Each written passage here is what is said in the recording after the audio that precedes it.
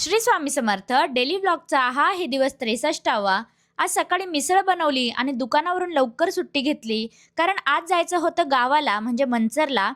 आज खूप थंडी होती आणि त्यात गावाकडे तर नुसता बर्फ पडल्यासारखी थंडी होती. मंचरला जाण्याचं कारण होतं नगरपंचायतचं इलेक्शन. वोट दिलं आणि निघालो मिस्टरांच्या मामा आणि मावशीकडे जायला.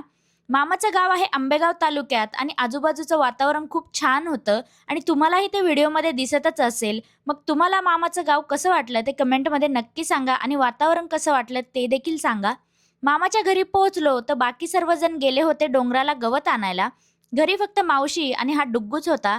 त्याने आम्हाला पाहिलं आणि लगेच घाबरून फरार झाला. मावशी एकदम गाढ झोपली होती. आता खूप दमली आहे मावशी. वय पण 96च्या आसपास आहे, पण अजूनही स्वतःचं काम मावशी स्वतःच करतात. आता निघालोय परत पुण्याला जायला. घरी आल्या आल्या छान सरप्राईज मिळालं. खूप खूप धन्यवाद प्राजक्ता मॅडम या सरप्राईजसाठी. त्यांनी दिलेल्या सरप्राईजमध्ये चीज केक होता, बेक चीज केक होता, ब्लूबेरी केक होता आणि सर्वांचा फेवरेट उकडीचा मोदकसुद्धा होता. खूप टेस्टीच होतं सर्व.